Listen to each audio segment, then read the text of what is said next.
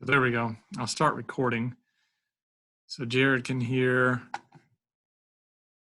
I don't know if it's your speakers. There may be two different type of volume controls. There's a volume control under Windows, and there may be a volume control for the Zoom. Of course, if you can't hear me,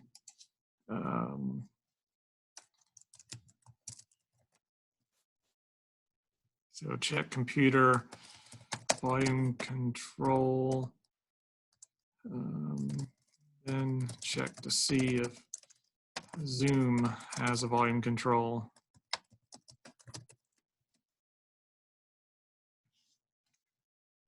Does anybody else see a separate volume control for the Zoom client?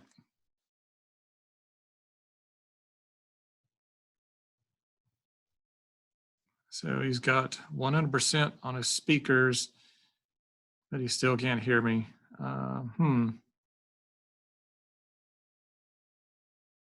But everybody else can hear.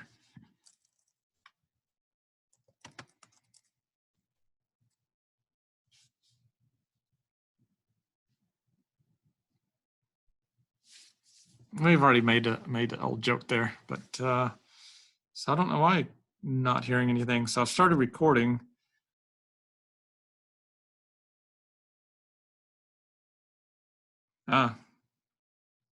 Check arrow beside microphone and make sure use computer audio is on. Cool. Thank you, Jared. Maybe that will work with Brian. Let me know if you can start hearing.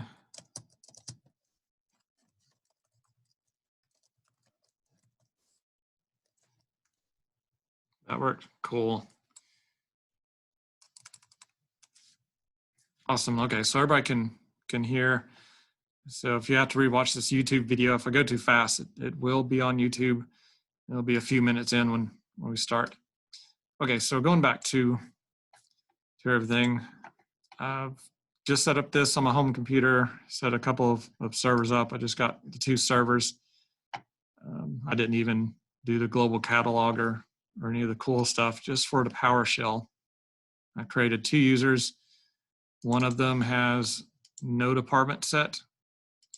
The other user has something in their department. And there's even other users on the screen, like the built-in administrator accounts. They too have nothing in the department. So I've got that set up. And the PowerShell, I said you can use Visual Studio Code. You can use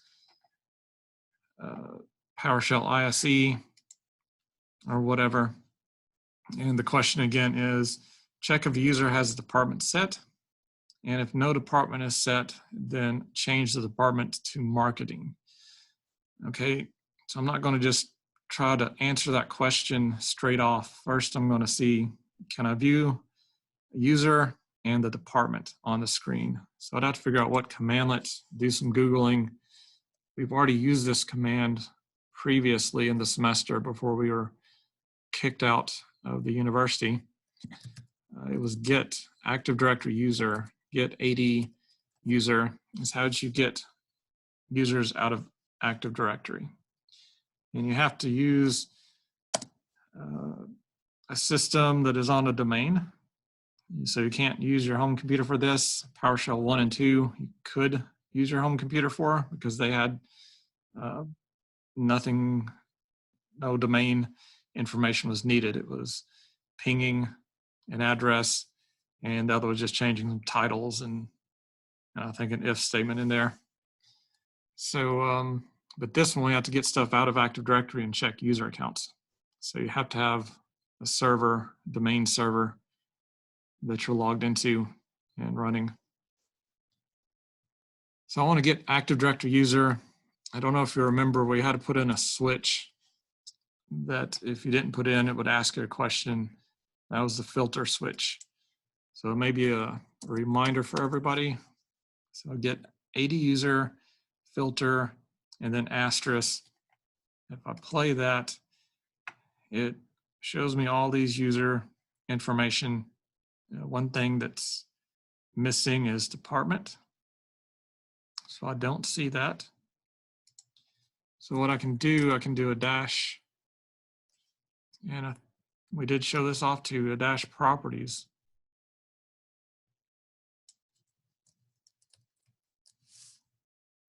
A dash properties, and you can either use an asterisk, or if you know the property that you're wanting to view, you can just type that name as an extra. We want to view department, so if you can spell department, we can put that in and play. And this time, if I can highlight it on the screen, I have a little cool annotator. Sometimes that's cool to use. So if I draw, can I circle? I like drawing.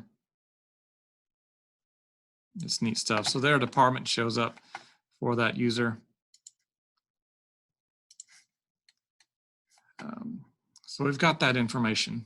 We're still seeing a little bit too much on the screen. We just want the username, and we want the department, and to see if they're set or not. So let's see if we can get that displayed. And I don't know if you remember, we used a SQL style command to limit down what was being displayed. Right now we've got how many attributes are we looking at? Department 1, 2, 3, 4, 5, 6, 7, 8, 9, 10, 11. So we're looking at 11 things per user. And all we really want to be concerned with is their login name, which is a SAM account name. That is what Microsoft calls a login, or what the identity of a user is the SAM account. Security authentication mechanism, SAM, or something like that. I used to know what the acronym stood for, but I forgot that like 20 years ago. So, but I do know SAM account is the login name. So we need that information, and we need the department, because with those two things, we can identify the user, and we can also identify if department has something in there or not. So I'm going to use a pipe symbol from Linux, microcomputer operating system. You should remember pipe takes the output from one command, stores it into memory, and then you can pass that to another command. So we're going to use select. And maybe you remember narrowing stuff down. So I just want to select the SAM account name to display. It's not case sensitive, but let me get my cap locks working here. So I could type it all lowercase, but I'll type it the same. I'm going to put a comma and a space and department. So select. I only want to view or select those two to be displayed to the screen. So I'll click play. So now I see all of the users from administrator to John Doe on the screen, and I see the department.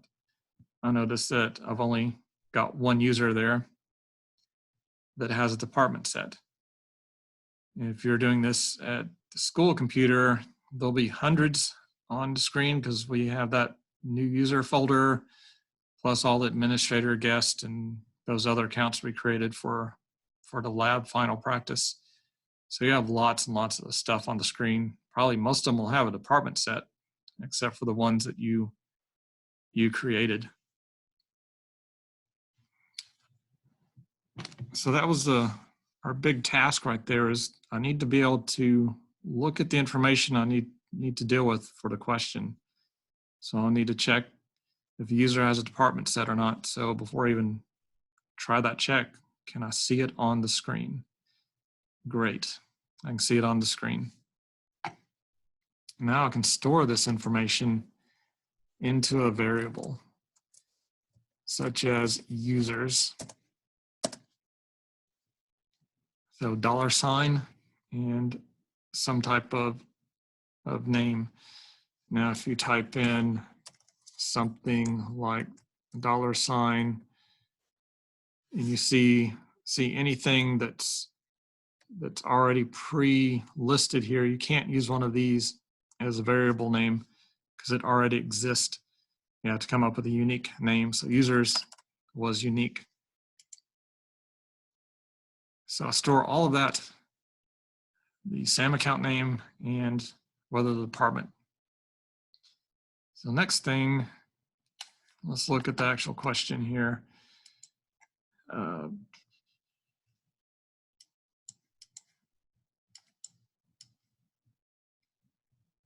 I have to move stuff around on my screen so I can see what the question was again. If no department is set, change the department to marketing. Okay. So before that, I try to make any change like that and actually do that. I'm going to see if I can just display the users that don't have department set in one color and the users that have the department set in another color. If I can get that to show up on the screen, then I know that my logic is working correct. And then I could go and replace that with the command that would change the department field from blank to marketing, and then ignore the other person. So before I try to do anything destructive, I just see if I can display something in different colors. So there's 1, 2, 3, 4, 5, 6, and y'all probably have like 120 users on your machines there at school. So we've got a big long list. We had to use a for each loop. Anytime you're dealing with a list of users or a list of things, the computer can't handle a big chunk at once. It's got to do one thing at a time. So we got to break this chunk of 6 to however many users you have into one at a time. So a for each loop has to be created. So for each has parentheses, it has an opening curly bracket, and it has a closing curly bracket. So the for each will do the code that's in between the curly brackets. It'll run one time for every single row. So it's going to run a total of 6 times for my users, or 100 and something times for yours. Now we need to split out. We need to take one item out of the list at a time and work on it between the curly brackets. So a reminder, we had to create a singular like item or employee or some unique name, something that's singular. And then you put the in and you put the variable that contains the list. Users. So for each item in users, or for each item in my grocery list, put it in my, find it, put it in my cart. You know, you think of grocery shopping, you've got a grocery list that you've been sent to buy for your grandparents because they can't get out because of the pandemic. So you have to do some steps. You have to go to the store, go down each aisle, find the item, put it in your cart, check out, and then deliver it. So that's what we're going to do. Right now, we have to look at each item, and we got to determine is something wrong with it or not. So in the curly brackets here, I'm going to tab over a little bit, just also to make it a little bit easier to see.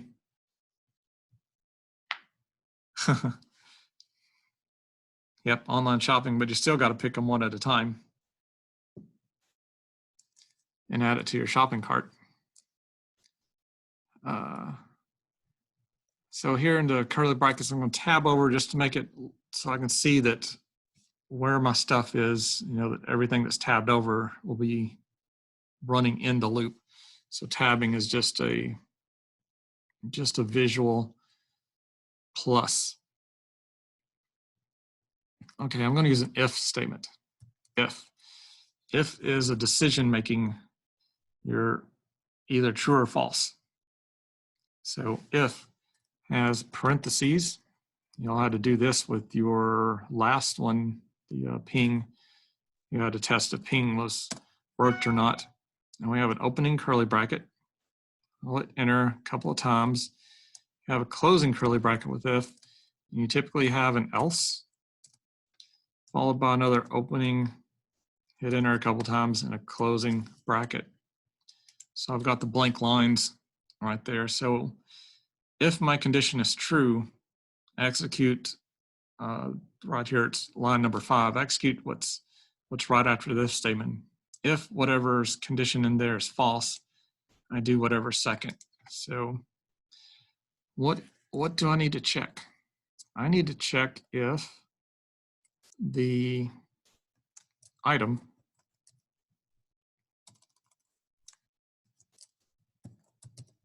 items what? I've got two things in item. I've got the SAM account name and I've got the department. So if item dot department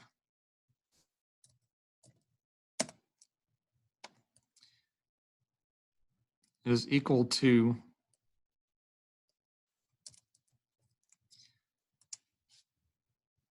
and a null value is something special.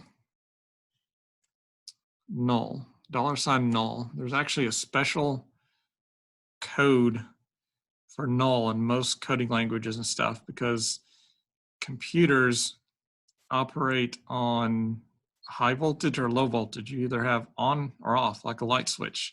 It's either on or off. So computers can't determine if there's nothing there. I mean, if there's no light bulb, the computer doesn't work, is sort of what I'm trying to say.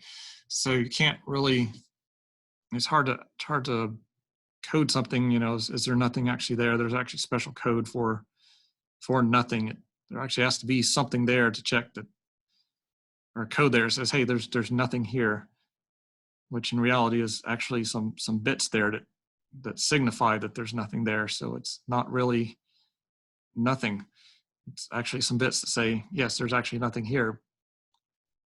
It makes you contemplate life when you try to think about this a little bit.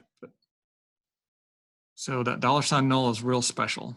In most coding languages, we'll have something very similar to null or $ null or % null, some type of signature so you can compare against nothing.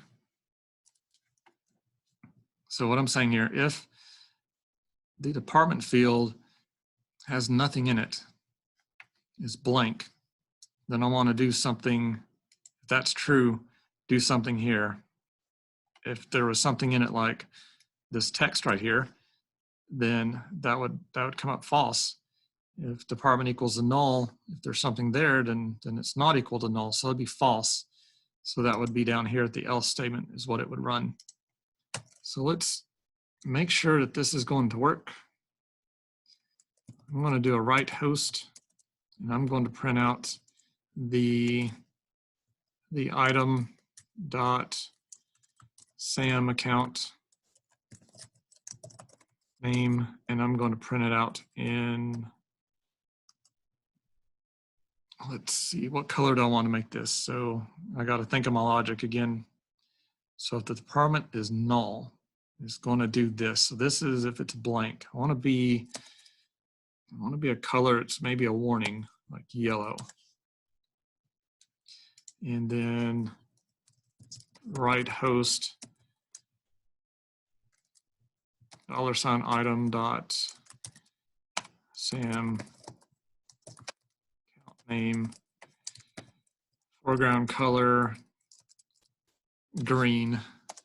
So everything would be good. Now notice once you get into your for each loop, notice I'm only using item. I'm not using users. So that's really got to pay attention to the variable. So inside the loop, you're using that singular variable all the way through. Once you get outside your loop, once you get outside of this, you have to use the $ users. Item is only usable inside the for each loop. And a lot of coding languages will have this little collapsing button here that you can you can see what code needs to operate on what variable. So I collapsed down. I was like, okay, everything that disappeared must have $item. So when I expand it out, I can look all the code that appeared, make sure I'm using item and not users. Maybe a little bit of a hint or tip there for you.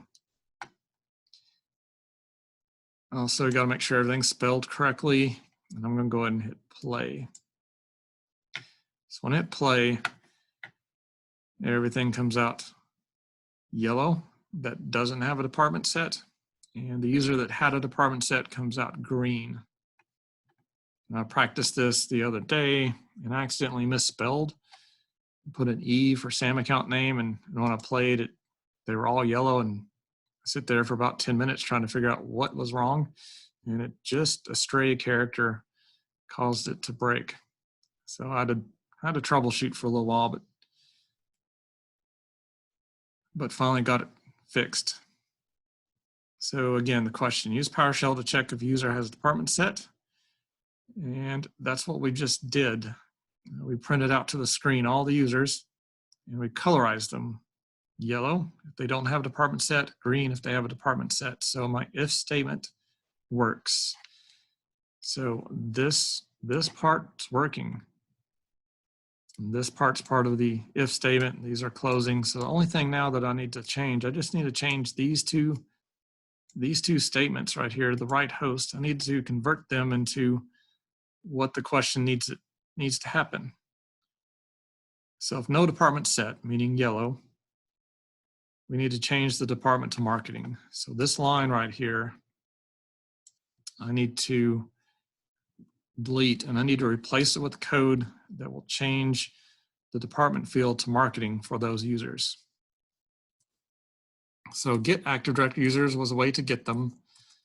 Set Active Directory user is a way to change users. The following switch, if you Google it and look up set-aduser, you'll see that identity is a required field, and it requires the user account name. And we know that the user account name is the SAM account name, because I told you earlier.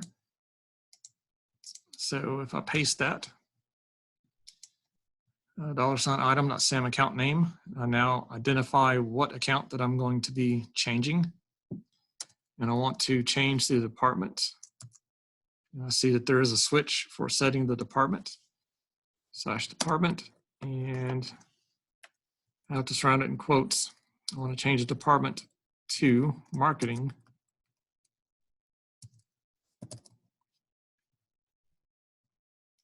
So there's marketing.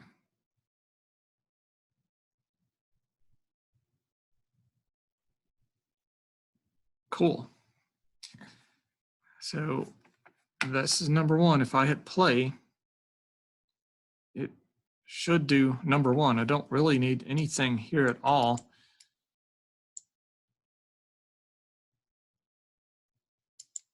But we'll go ahead and leave it there. So if I hit play,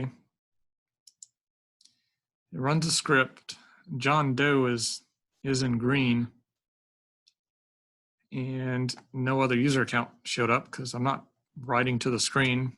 I hopefully changed everybody to marketing.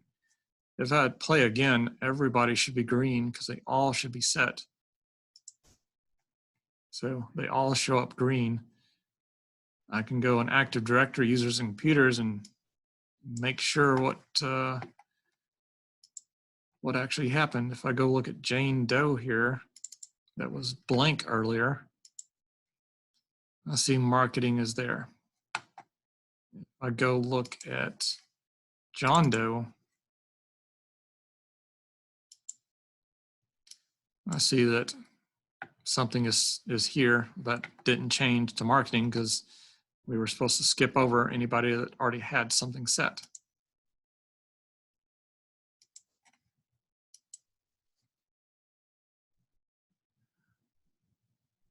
So that's the basics of,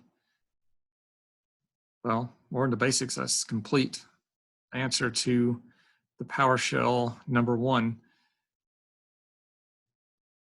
And like I said, in the PowerShell number 2, you're going to have to do something really similar to that right there. I had a YouTube video about 5 minutes long that showed pretty much everything. I think I even showed how to write host and put a yes or no, and you just had to change the yes or no to TCP stack was up or TCP stack was down. I don't think I showed the colors, but if you need to modify your colors, you didn't figure that out, hey, it's in this this session here. Andrew wants to learn how to hack. No, you have to wait for a security class on that.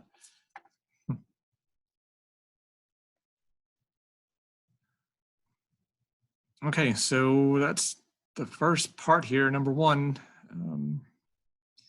if anybody's got some questions or need anything explained differently, being able to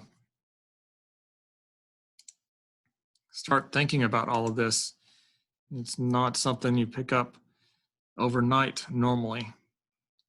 Sometimes a light bulb will just click on at a certain point in time, and the stuff right here you can start doing with relative ease. Of course, with coding, there's millions of ways to do the exact same thing. This is not the only way that this could be done, but one quick, easy beginner look at it.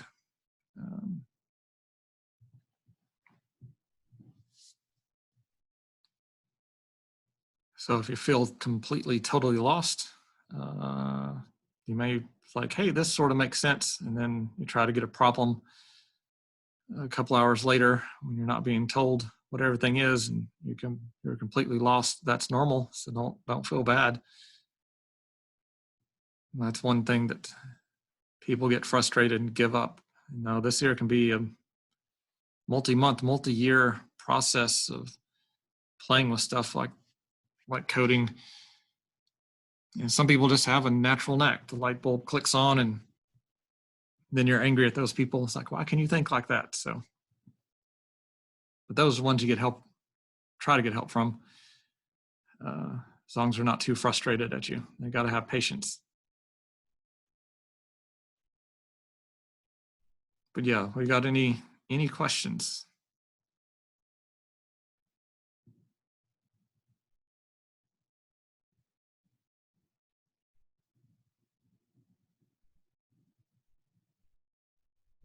Lots of silence. So either all, except for Andrew, walked away eating lunch, or you have no questions. Let's look at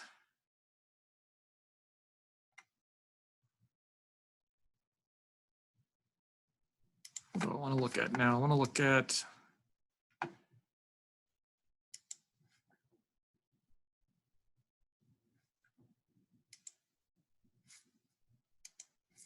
we'll jump over and look at this screen. So weekly plan. I hope that you've liked that I started colorizing what week we're on in Canvas. So I'll try to keep that up. Not much left in the semester. So the weekly plan was, the live classroom link for today. We'll probably do another one of these on Monday. Don't want to go over the last part of the PowerShell 3 lab, number 2. You need to update your code and basically check if there's any users that need to be set or not.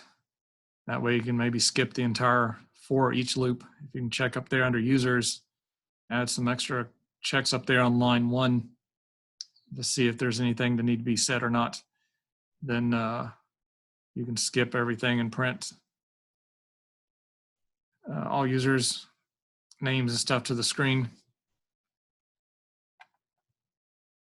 But I'll let y'all, want to let y'all struggle through that, at least through the weekend. And then we'll do one on Monday. cover that answer. So, but you know, you're supposed to spend 9 hours a week on these 4 credit hour classes working on your own, and you really need that brain struggle. You can't go to the gym and watch somebody lift, you know, 50-pound dumbbells, curl them, and then go, okay, cool, that was my exercise. You actually have to go in there and start small and work your way up, and over the weeks and stuff, build up to that. So the same thing with this. You've got to actually sit and Google and struggle and try to get your brain thinking different logical steps, because it's a muscle. It uses a lot of calories to think on that. You go study biology class and stuff like that. They talk about the calorie burning and stuff of the brain. So it's got to be worked out, just like exercise and stuff. And don't feel hopeless on coding and scripting and stuff. It's so easy to watch it done on the screen and being talked to, but you're supposed to, for a while anyway, until you start catching on. Shouldn't be that easy, but don't let it like cut your legs out from under you, feeling bad about it. Presentation topics here. So let's look at that. So let's see. So if you can do one of two things. Prefer, if you can, there's a program called Screencast-O-Matic that you can record a YouTube presentation and upload it to YouTube for the PowerShell. So basically, you're going to do some type of PowerShell script that solves a problem. I've had students in the past, they developed a Dungeons and Dragons game where it popped up and asked questions and stuff. There's one little video about a menu example, and they just took that and embedded lots of different menus and cases and stuff, where you go into a room and have 4 or 5 choices, and you type something and either be attacked by a monster or get loot. So that was quite extensive. Applaud them on that, because that had a lot of ifs and cases and lots of cool stuff in there, but not looking for a complete Dungeons and Dragons game coded in PowerShell. Just try to show off anything, explain loops or while loops, if, switch. Switch is similar to what I was talking about, case. I actually call it switch in PowerShell. So research anything that you can, expand, try to show off the PowerShell, explain how it works on the code. So a 2 to 10 minute presentation. If you have trouble with recording your screen or anything like that, you could do as little, in our situation, since we can't be in front of the class and talking. If you have to, a simple PowerPoint with screenshots and some bulleted points on how it works would be the minimum on the presentation. But if you can, there's the link, Screencast-O-Matic.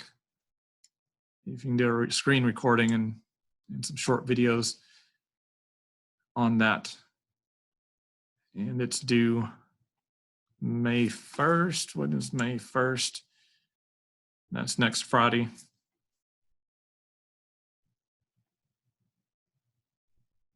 And so try to get in next Friday.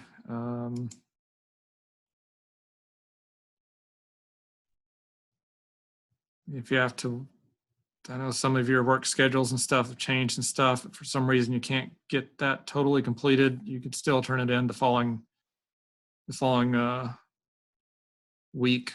The 6th is the last day of any assignments to be allowed to be turned in. PowerShell 1, 2, and 3, the Active Directory Lab 2, and this presentation. So the 6th is the last day for accepting anything, because I've got to get everything graded on the 6th, assignment wise anyway.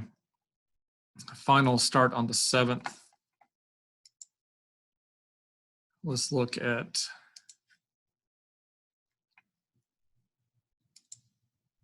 the skills final. So there's not going to be a paper copy handed out. I'll attach I'll probably just put the instructions directly in this. This here will be replaced with the instructions. It's worth 100 points.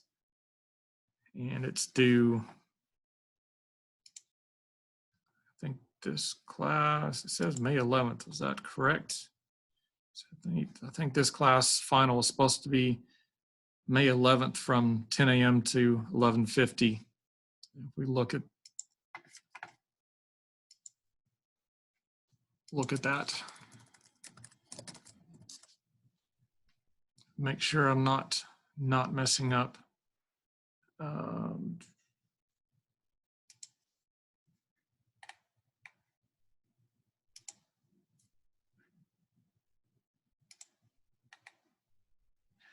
That's not what I'm looking for.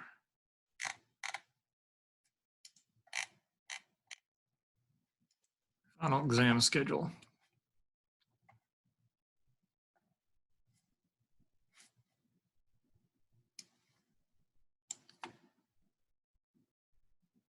So that was our final exam. It's supposed to be from 11 to 11:50. Okay, so problem with that is with the remote PC and everybody's internet connection may or may not be that great. It's going to be kind of hard to say everybody come at a specific time, because if we have technical issues with internet speeds, you probably may not be able to complete the paper copy in time. What I'm probably going to do on this then for LAN classes, both LAN 1, the morning class, and the afternoon class, I'm probably going to post the instructions. Yeah, I'll post the instructions on the 7th of May. That's when finals start. And I'll change this to where you can submit when you're done, just like you did with the test out chapters, where you just write done and you hit submit. So you're going to go in very similar to that practice, that Active Directory Lab 2 practice. You remote into your computer and set up some user accounts, some shares, set the permissions and stuff up. Use the group policy to map a network drive. Once you're done with that, you'll mark done in here, and then I can remote in and grade it. So basically your final in this class is going to be open, displayed from about 8 o'clock on May 7th through noon on May 11th. So everybody needs to be completed by noon on May 11th. So I wouldn't, if you have the chance, I wouldn't wait to do the final from the 10 to 11 or 10 to noon, May 11th time slot. I try to get it done early. The evenings might be better outside of high bandwidth times. So remote PC works better.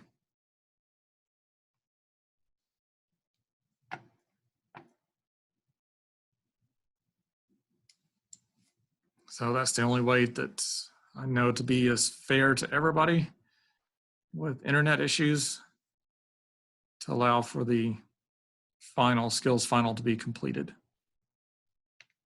And just to make it open from the start of final May 7th and close it down at when our final is supposed to end at noon on May 11th. So anybody have a problem with that? This is a dictatorship, so I don't know if you can outvote it, but.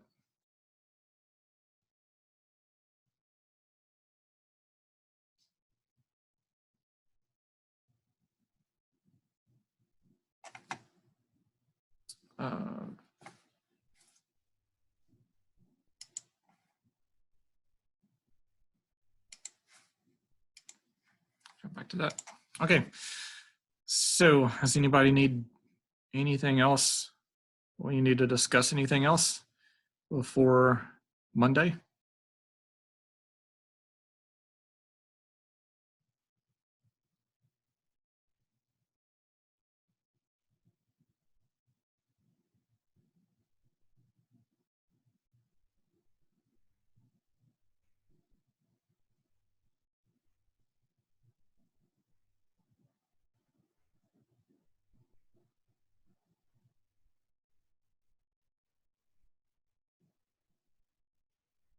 Jared says he's good. If you're trying to type a big question, you might want to unmute and just say, hey, I've got a big question.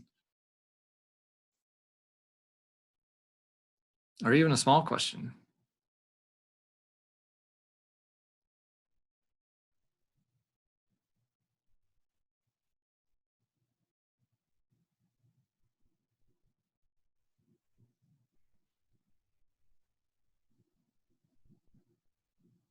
Yes, yes, it is, Andrew. That's not a computer question, though. But you might be able to write some type of PowerShell question and answer for that or something.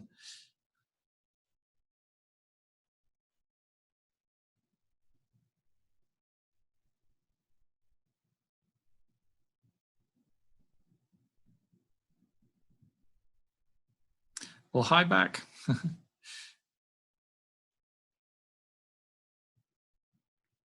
No, I'm not going to activate Windows. Like I said, I've been running this on Windows 10 Enterprise, so it doesn't have the data center activation like the ones that in the lab.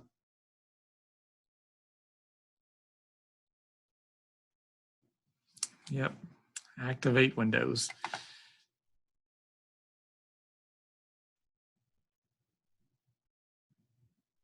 I could go, I do have access to an activation key, a legitimate activation keys. I could do it, but I don't want to.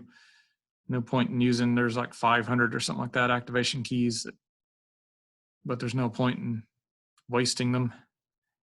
This here's just going to be reset sometime anyway.